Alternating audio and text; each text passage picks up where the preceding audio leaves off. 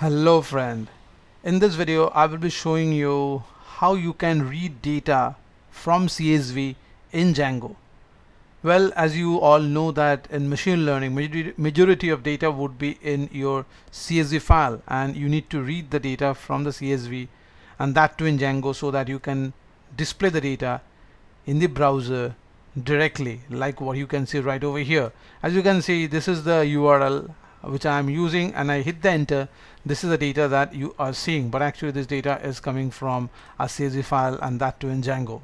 So over here I have created a view. This is the view page, which is going to have all the functions that would be performing wide range of activity. Here I have a function called read CSV view, and this function, what we are going to do is I'm going to read this particular CSV file that I have kept inside the static folder of the Django application.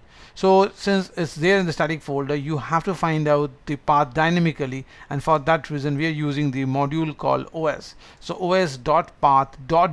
The join function is very important over here, because you have the hard-coded path, the path that where the file is present, so that it has to read. And since it's in the form of an array, so we are going to read the very first directory, and then what we are going to do is that we are going to concatenate this with the following path, and as we do this we would get to find the entire URL, entire path. We would be getting we would be seeing that. Well, we can do one more thing, is that after the path gets printed, you can print the path as well over here to see how the path is looking like. That we can do, and CSV underscore path. So now let's come to the browser over here. This is my terminal.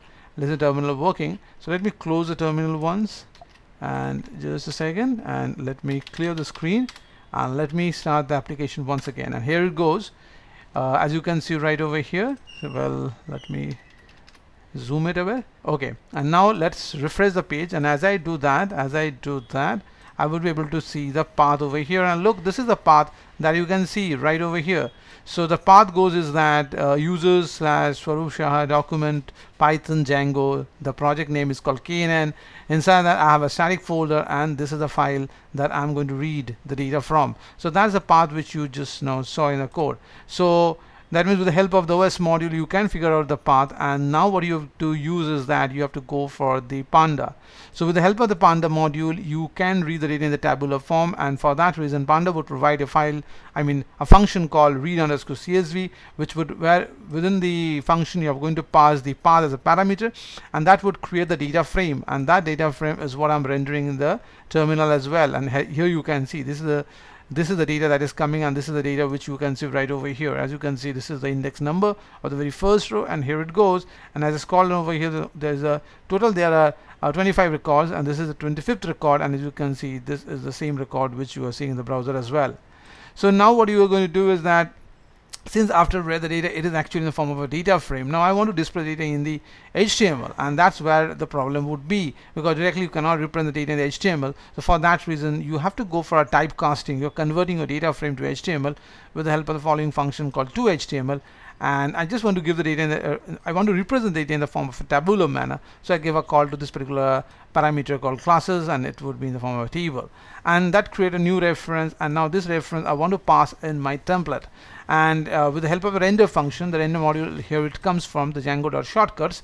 I'm giving a call to my render function, where I'm passing three parameters. The request is the following request what we have generated over here, and this is the terminal. This is your template, where actually the data will be redirected, and here I'm passing a dictionary, because I need to receive this particular data in the front end. You need to give a key, and this is the reference that actually holds over here.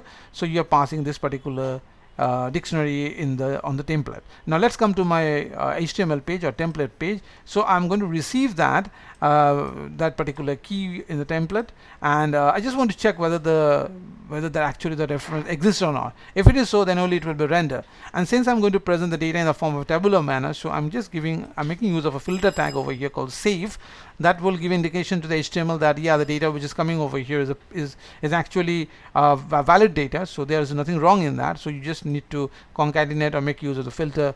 You need to make use of the filter over here, then only this particular tabular data will be printed. And as I said, this is the URL, and for that reason let me come to the url.py. Over here I've given a call to my query string. and this is the substring which I have to add in the URL. And as you can see, it's reading the data from the view, from this particular view file, and that's what I've written over here, view dot read underscore CSV underscore view. If I click over here, that will take me right to this particular function.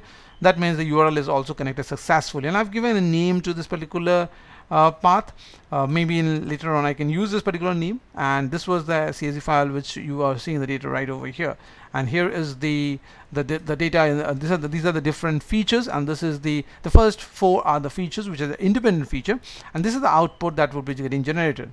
Okay, so that's how we saw that in this video, how you can read a CSV data in the HTML in Django. And this is going to be a very important role, because you need to show the data in the HTML so that you whatever further computation you would be doing, that would actually have a clear indication to the user that from this data you are actually doing the following computation. Okay, so in this video I showed you this. In my next video, what I will be doing is, as you can see, the data over here are a categorical data: student, yes, no, or income, medium, low, high, saving, excellent, and even the buy book, whether the person is going to buy book or not. So these are all categorical data, and we cannot work on categorical data directly in the machine learning.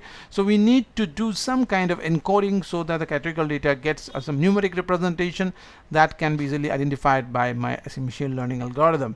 And that will be the context of my next video. Okay, so just wait for my next video. Until then, have a nice time. Bye bye.